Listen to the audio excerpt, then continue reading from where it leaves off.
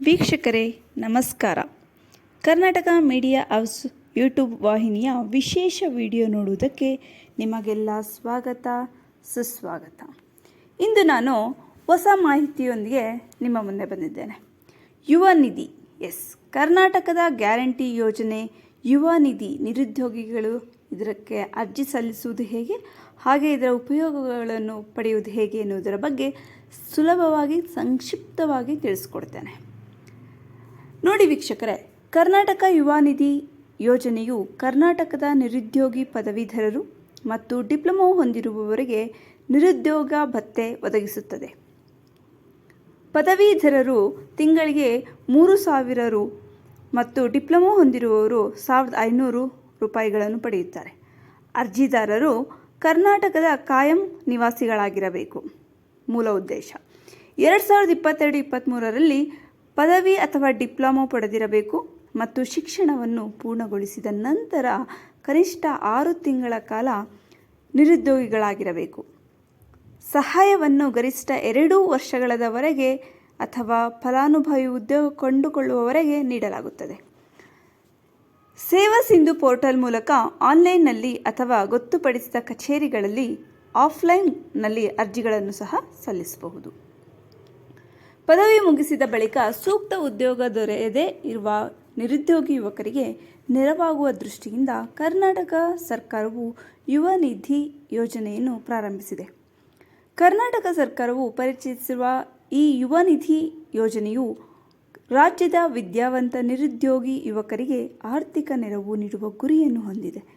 ಈ ಉಪಕ್ರಮದ ಅಡಿಯಲ್ಲಿ ಪದವೀಧರರು ಮಾಸಿಕ 3,000 ರೂಪಾಯಿಗಳನ್ನು ಆರ್ಥಿಕ ನೆರವನ್ನು ಹಾಗೂ ಡಿಪ್ಲೊಮಾ ಪದವೀಧರರು 1,500 ರೂಪಾಯಿಗಳನ್ನು ಧನ ಸಹಾಯ ಪಡೆಯಲಿದ್ದಾರೆ.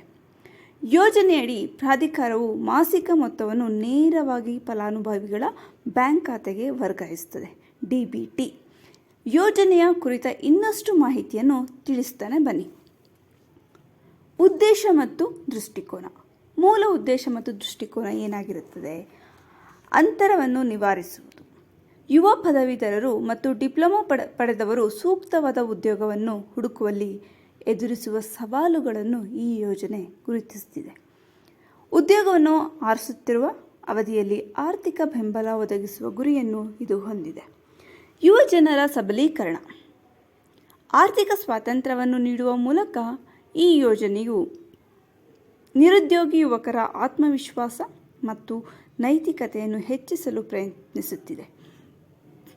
ಉದ್ಯೋಗಾವಕಾಶಗಳು ಅಥವಾ ಕೌಶಲ ಅಭಿವೃದ್ಧಿ ಕಾರ್ಯಕ್ರಮಗಳನ್ನು ಸಕ್ರಿಯವಾಗಿ ಅನುಸರಿಸಲು ಅವರಿಗೆ ಅನುವು ಮಾಡಿಕೊಡುತ್ತದೆ. ಭವಿಷ್ಯದಲ್ಲಿ ಹೂಡಿಕೆ. ಸರ್ಕಾರವು ಈ ಯೋಜನೆಯನ್ನು ರಾಜ್ಯದ ಭವಿಷ್ಯದ ಕಾರ್ಯಯೋಜನೆಯ ಹೂಡಿಕೆಯಾಗಿ ಪರಿಗಣಿಸಿದೆ. ಯುವ ಜನತೆಯನ್ನು ಬೆಂಬಲಿಸುವ ಮೂಲಕ ಕರ್ನಾಟಕಕ್ಕೆ ಅವರ ಒಟ್ಟಾರೆ ಅಭಿವೃದ್ಧಿ ಮತ್ತು ಆರ್ಥಿಕ ಕೊಡುಗೆಗೆ ನೀಡುವ ಗುರಿಯನ್ನು ಹೊಂದಿದೆ. ಯೋಜನೆಯಿಂದ ಯುವಕರಿಗೆ ಏನು ಲಾಭ? ಯುವ ನಿಧಿ ಯೋಜನೆಯಿಂದ ಏನು ಲಾಭ ಸಿಗ್ತದೆ? ಆರ್ಥಿಕ ಬೆಂಬಲ ಒಂದಾಗಿರ್ತದೆ, ಹೆಚ್ಚಿನ ಆತ್ಮವಿಶ್ವಾಸ ಒಂದಾಗಿರ್ತದೆ, ಕಡಿಮೆ ಅವಲಂಬನೆ ಒಂದಾಗಿರ್ತದೆ. ಆರ್ಥಿಕ ಬೆಂಬಲ ಯಾವ ರೀತಿ? ಪ್ರಾಥಮಿಕ ಪ್ರಯೋಜನವೆಂದರೆ ಆರ್ಥಿಕ ಸಹಾಯ. ಇದು ನಿರುದ್ಯೋಗಿ ಯುವಕರು ತಮ್ಮ ಮೂಲಭೂತ ಅಗತ್ಯಗಳನ್ನು ಪೂರೈಸಲು ಮತ್ತು ಉದ್ಯೋಗ ಹುಡುಕಾಟ ಅಥವಾ ಕೌಶಲ್ಯ ಅಭಿವೃದ್ಧಿಗೆ ಸಂಬಂಧಿಸಿದ ವೆಚ್ಚಗಳನ್ನು ಭರಿಸಲು ಸಹಾಯ ಮಾಡುತ್ತದೆ. ಹೆಚ್ಚಿನ ಆತ್ಮವಿಶ್ವಾಸ ಯಾವ ರೀತಿ ನೀಡುತ್ತದೆ? ಯೋಜನೆಯು ಒದಗಿಸುವ ಆರ್ಥಿಕ ಸ್ವಾತಂತ್ರ್ಯವು ಯುವ ವ್ಯಕ್ತಿಗಳ ಆತ್ಮವಿಶ್ವಾಸ ಮತ್ತು ನೈತಿಕ ಸ್ಥೈರ್ಯವನ್ನು ಹೆಚ್ಚಿಸುತ್ತದೆ. ಇದು ಅವರ ವೃತ್ತಿ ಗುರಿಗಳನ್ನು ಸಕ್ರಿಯವಾಗಿ ಮುಂದುವರಿಸಲು ಅವರನ್ನು ಪ್ರೋತ್ಸಾಹಿಸುತ್ತದೆ. ಕಡಿಮೆ ಅವಲಂಬನೆ ಯಾವ ರೀತಿ? ಈ ಯೋಜನೆಯು ಕುಟುಂಬಗಳ ಮೇಲಿನ ಆರ್ಥಿಕ ಹೊರೆ ಕಡಿಮೆ ಮಾಡುತ್ತದೆ ಮತ್ತು ಯುವ ವ್ಯಕ್ತಿಗಳಲ್ಲಿ ಸ್ವಾವಲಂಬನೆಯನ್ನು ಉತ್ತೇಜಿಸುತ್ತದೆ. ಇಷ್ಟು ನಾವು ಯುವ ನಿಧಿಯ ಬಗ್ಗೆ ಪ್ರೈಮರಿ ರಿಪೋರ್ಟ್ನ ಕೊಡ್ಬೋದು. ಹಾಗೆ ಅರ್ಹತಾ ಮಾನದಂಡಗಳು ಯಾವುವು? ಶೈಕ್ಷಣಿಕ ವರ್ಷ ಆಗಿರ್ಬೋದು, 6 ತಿಂಗಳ ನಿರುದ್ಯೋಗ ಆಗಿರ್ಬೋದು, ಹೊರಗಿಡುವಿಕೆಗಳು ಆಗಿರ್ಬೋದು, ಆಧಾರ್ ಲಿಂಕ್ ಮಾಡುವಿಕೆ ಆಗಿರ್ಬೋದು, ಪ್ರತಿಯೊಂದನ್ನು ಡೀಟೇಲಾಗಿ ತಿಳ್ಕೊಂಡು ಹೋಗೋಣ. ಫಸ್ಟು ನಾವು ಶೈಕ್ಷಣಿಕ ವರ್ಷ. ಅಭ್ಯರ್ಥಿಗಳು 2022-23 ಶೈಕ್ಷಣಿಕ ವರ್ಷದಲ್ಲಿ ಪದವಿ ಅಥವಾ ಡಿಪ್ಲೊಮಾ ಪೂರ್ಣಗೊಳಿಸಿರಬೇಕು. ಇದರ ಅರ್ಥ 2022-23ಕ್ಕಿಂತ ಹಿಂದಿನ ವರ್ಷಗಳಲ್ಲಿ ಪದವಿ ಪಡೆದವರು ಅಥವಾ ಡಿಪ್ಲೊಮಾ ಪಡೆದವರು ಪ್ರಸ್ತುತ ಯೋಜನೆಗೆ ಅರ್ಹರಲ್ಲ. Point number 1. ಪಾಯಿಂಟ್ ನಂಬರ್ 2 ಏನು? 6 ತಿಂಗಳ ನಿರುದ್ಯೋಗ. ಶಿಕ್ಷಣವನ್ನು ಪೂರ್ಣಗೊಳಿಸಿದ ನಂತರ 6 ತಿಂಗಳು ಯಾವುದೇ ಉದ್ಯೋಗದಲ್ಲಿರಬಾರದು. ಇದು ನಿಜವಾಗಿಯೂ ಉದ್ಯೋಗವನ್ನು ಹುಡುಕುತ್ತಿರುವವರಿಗೆ ಮಾತ್ರ ಮತ್ತು ಯಶಸ್ವಿಯಾದವರಿಗೆ ಈ ಯೋಜನೆಯ ಪ್ರಯೋಜನವಂತೂ ಇಲ್ಲ. ಹೊರಗಿಡುವಿಕೆಗಳು ಯಾವುವು? ಯೋಜನೆಯ ದುರುಪಯೋಗವನ್ನು ತಡೆಗಟ್ಟಲು ಕೆಲವು ಷರತ್ತುಗಳನ್ನು ವಿಧಿಸಲಾಗಿದೆ. ಸರ್ಕಾರದ ಇದೇ ರೀತಿಯ ಯೋಜನೆಗಳಿಂದ ಪ್ರಯೋಜನಗಳನ್ನು ಪಡೆಯುವ ವ್ಯಕ್ತಿಗಳು, ಉನ್ನತ ಶಿಕ್ಷಣವನ್ನು ಪಡೆಯುತ್ತಿರುವವರು, ಅಪ್ರೆಂಟಿಸ್ಗಳು ಮತ್ತು ಉದ್ಯೋಗದಲ್ಲಿ ಇರುವವರು ಅರ್ಹರಲ್ಲ. ಆಧಾರ್ ಲಿಂಕ್ ಮಾಡುವಿಕೆ. ಹಣಕಾಸಿನ ನೆರವಿನ ತಡೆರಹಿತ ನೇರ ನಗದು ವರ್ಗಾವಣೆಗಾಗಿ DBT ಬ್ಯಾಂಕ್ ಖಾತೆಗಳೊಂದಿಗೆ ಆಧಾರನ್ನು ಲಿಂಕ್ ಮಾಡುವ ಅವಶ್ಯಕತೆ ಇದೆ. ಯೋಜನೆಯ ಫಲಾನುಭವಿಯಾಗುವುದು ಹೇಗೆ? ಇದರ ಉಪಯೋಗ ಪಡ್ಕೊಳ್ಳೋದು ಹೇಗೆ ನಾವು? ತಿಳಿಸ್ಕೊಡ್ತೇನೆ. ಸೇವಾ ಸಿಂಧು ಪೋರ್ಟಲ್ ಆನ್ಲೈನ್ ಮತ್ತು ಆಫ್ಲೈನ್ ಅರ್ಜಿಗಳಿಗೆ ಗೊತ್ತುಪಡಿಸಿದ ವೇದಿಕೆಯಾಗಿದೆ. ನಿಖರತೆಯನ್ನು ಖಚಿತಗೊಳಿಸಲು ಮತ್ತು ಯಾವುದೇ ಮೋಸದ ವೆಬ್ಸೈಟ್ಗಳನ್ನು ತಪ್ಪಿಸಲು ಅಧಿಕೃತ ಪೋರ್ಟಲನ್ನೇ ಬಳಕೆ ಮಾಡುವಂತೆ ಸರ್ಕಾರ ಸೂಚಿಸಿದೆ. ಆನ್ಲೈನ್ ಮುಖಾಂತರ ಅರ್ಜಿ ಯಾವ ರೀತಿ?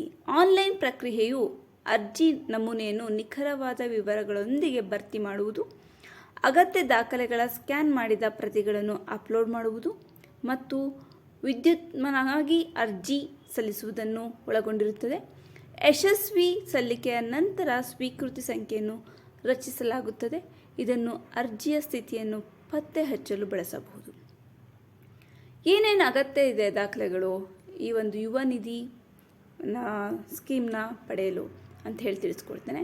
ಆಧಾರ್ ಕಾರ್ಡ್, ವಾಸಸ್ಥಳ ಪ್ರಮಾಣಪತ್ರ, ಶೈಕ್ಷಣಿಕ ಪ್ರಮಾಣಪತ್ರ, ವಾರ್ಷಿಕ ಆದಾಯ ಪತ್ರ, ಬ್ಯಾಂಕ್ ಖಾತೆ ವಿವರಗಳು, ಮೊಬೈಲ್ ಸಂಖ್ಯೆ, ಪಾಸ್ಪೋರ್ಟ್ ಗಾತ್ರದ ಫೋಟೋ. ಹಾಗೆ ಆಫ್ಲೈನ್ ಅರ್ಜಿ ಯಾವ ರೀತಿ ಅಪ್ಲೈ ಮಾಡೋದು? ಆಫ್ಲೈನ್ ಪ್ರಕ್ರಿಯೆಯು ಅರ್ಜಿ ನಮೂನೆಯನ್ನು ಡೌನ್ಲೋಡ್ ಮಾಡುವುದು, ಮುದ್ರಿಸುವುದು, ಕೈಯಲ್ಲಿ ಬರೆದು ಭರ್ತಿ ಮಾಡುವುದು, ಅಗತ್ಯ ದಾಖಲೆಗಳ ನಕಲು ಪ್ರತಿಗಳನ್ನು ಲಗತ್ತಿಸುವುದು ಮತ್ತು ಗೊತ್ತುಪಡಿಸಿದ ಕಚೇರಿಗೆ ಸಲ್ಲಿಸುವುದನ್ನು ಒಳಗೊಂಡಿರುತ್ತದೆ. ಆಫ್ಲೈನ್ ಅರ್ಜಿಗಳನ್ನು ಸ್ವೀಕರಿಸುವ ಗೊತ್ತುಪಡಿಸಿದ ಕಚೇರಿಗಳಿಗೆ ಸೇವಾ ಸಿಂಧು ಪೋರ್ಟಲನ್ನು ಪರಿಶೀಲಿಸುವುದು ಅತ್ಯಗತ್ಯ. ನೋಂದಣಿಯ ವಿವರಗಳು. ಈ ಯೋಜನೆಯ ನೋಂದಣಿ ಡಿಸೆಂಬರ್ 26, 2023ರಂದು ಪ್ರಾರಂಭಗೊಂಡಿದೆ. ರಾಜ್ಯದಲ್ಲಿರುವ ನಿರುದ್ಯೋಗಿ ಪದವೀಧರರು ಮತ್ತು ಡಿಪ್ಲೊಮಾ ಪದವಿ ಹೊಂದಿರುವವರನ್ನು ಬೆಂಬಲಿಸಲು ಕರ್ನಾಟಕ ಸರ್ಕಾರವು ಯುವ ನಿಧಿ ಯೋಜನೆಗೆ ರೂ. 250 ಕೋಟಿಗಳನ್ನು ನಿಗದಿಪಡಿಸಿದೆ. ಆರ್ಥಿಕ ನೆರವು ಹಾಗೂ ಅವಧಿ ಎಷ್ಟಿರ್ಬೋದು? ಅನುದಾನ ಅವಧಿ ಯಾವ ರೀತಿ? ಮೊದಲು ಅನುದಾನದ ಬಗ್ಗೆ ತಿಳಿಸ್ಕೊಡ್ತೇನೆ. ಮೊದಲೇ ಹೇಳಿದಂತೆ ಪದವೀಧರರು ತಿಂಗಳಿಗೆ 3,000 ರೂಪಾಯಿಗಳನ್ನು ಪಡೆಯುತ್ತಾರೆ. ಆದರೆ ಡಿಪ್ಲೊಮಾದರು 1,500 ರೂಪಾಯಿಗಳನ್ನು ಪಡೆಯುತ್ತಾರೆ. ಅವಧಿ ಎಲ್ಲಿವರೆಗೂ? ಫಲಾನುಭವಿಯು ಉದ್ಯೋಗವನ್ನು ಕಂಡುಕೊಳ್ಳುವವರೆಗೂ ಅಥವಾ ಗರಿಷ್ಠ 2 ವರ್ಷಗಳ ಅವಧಿಗೆ. ಅಷ್ಟರೊಳಗಡೆ ಇವರು ಜಾಬ್ನ ಫೈಂಡ್ ಔಟ್ ಮಾಡಬೇಕಿಲ್ಲ ಅಂತ ಹೇಳಿದರೆ ಈ ಒಂದು ಯುವ ನಿಧಿ ಸ್ಕೀಮ್ ಅವರಿಗೆ ಕಂಟಿನ್ಯೂ ಆಗಲ್ಲ. ಮೇಲ್ವಿಚಾರಣೆ ಮತ್ತು ಪರಿಶೀಲನೆ. ಫಲಾನುಭವಿಗಳ ಉದ್ಯೋಗ ಸ್ಥಿತಿಯನ್ನು ಪರಿಶೀಲಿಸಲು ಸರ್ಕಾರವು ಒಂದು ಕಾರ್ಯವಿಧಾನವನ್ನು ಹೊಂದಿರಬಹುದು. ಯಾವುದೇ ಸುಳ್ಳು ಘೋಷಣೆಗಳು ಅಥವಾ ಉದ್ಯೋಗದ ಬಗ್ಗೆ ವರದಿ ಮಾಡಲು ವಿಫಲವಾದಲ್ಲಿ ದಂಡಗಳು ಅಥವಾ ಪ್ರಯೋಜನಗಳನ್ನು ನಿಲ್ಲಿಸಲು ಕಾರಣವಾಗಬಹುದು. ಪಾರದರ್ಶಕತೆ. ಸೇವಾ ಸಿಂಧು ಪೋರ್ಟಲ್ ಅರ್ಜಿಯ ಸ್ಥಿತಿ, ನಿಧಿಗಳ ವಿತರಣೆ ಮತ್ತು ಪಾರದರ್ಶಕತೆಯನ್ನು ಖಚಿತಪಡಿಸಿಕೊಳ್ಳಲು ಇತರ ಸಂಬಂಧಿತ ಮಾಹಿತಿಯ ಪರಿಷ್ಕರಣೆಯನ್ನು ಒದಗಿಸಬಹುದು. ಇತರ ಸಂಬಂಧಿತ ಮಾಹಿತಿ ಅಂದರೆ ಯಾವುದು? ನಿರ್ದಿಷ್ಟ ಕೊನೆಯ ದಿನಾಂಕವಿಲ್ಲ, ಪರಿಷ್ಕರಣೆಗಳು ಮತ್ತು ಅಧಿಸೂಚನೆಗಳು. ಮೊದಲು ನಾನು ನಿರ್ದಿಷ್ಟ ಕೊನೆಯ ದಿನಾಂಕವಿಲ್ಲ ಅನ್ನೋದ್ರ ಬಗ್ಗೆ ಮಾಹಿತಿ ಕೊಡ್ತೇನೆ. ಪ್ರಸ್ತುತ ಯೋಜನೆಗೆ ಅರ್ಜಿ ಸಲ್ಲಿಸಲು ಯಾವುದೇ ಅಧಿಕೃತವಾಗಿ ಘೋಷಿಸಲಾದ ಕೊನೆಯ ದಿನಾಂಕವಿಲ್ಲ. ಆದಾಗ್ಯೂ ಪ್ರಯೋಜನಗಳನ್ನು ಪಡೆಯಲು ಅರ್ಹರಾದ ಕೂಡಲೇ ಅರ್ಜಿ ಸಲ್ಲಿಸುವುದು ಸೂಕ್ತ. ಪರಿಷ್ಕರಣೆಗಳು ಮತ್ತು ಅಧಿಸೂಚನೆಗಳು. ಯೋಜನೆಗೆ ಸಂಬಂಧಿಸಿದ ಯಾವುದೇ ಪರಿಷ್ಕರಣೆ, ಅಧಿಸೂಚನೆಗಳು ಅಥವಾ ಬದಲಾವಣೆಗಳಿಗಾಗಿ ಸೇವಾ ಸಿಂಧು ಪೋರ್ಟಲನ್ನು ನಿಯಮಿತವಾಗಿ ಪರಿಶೀಲಿಸುವುದು ಅತ್ಯಗತ್ಯವಾಗಿರುತ್ತದೆ. ನೋಡಿದ್ರಲ್ಲ ವೀಕ್ಷಕರೇ, ನಾವು ತಿಳಿಸಿದ ಮಾಹಿತಿ ನಿಮಗೆ ಇಷ್ಟವಾಗಿದೆ ಎಂದು ಭಾವಿಸ್ತಾ ಇದ್ದೀನಿ. ಇಷ್ಟವಾಗಿದ್ದರೆ ದಯವಿಟ್ಟು ವಿಡಿಯೋನ ಲೈಕ್ ಸಬ್ಸ್ಕ್ರೈಬ್ ಹಾಗೆ ನಿಮ್ಮ ಸ್ನೇಹಿತರಿಗೆ ಮತ್ತು ಕುಟುಂಬದವರಿಗೆ ಶೇರ್ ಮಾಡೋದನ್ನು ಮಾತ್ರ ಮರಿಬೇಡಿ. ಹೀಗೆ ನಮ್ಮ ಚಾನಲ್ನ ಬೆಂಬಲಿಸಿ. ಧನ್ಯವಾದಗಳು. ವೀಕ್ಷಕರೇ ನಮಸ್ಕಾರ. Karnataka media house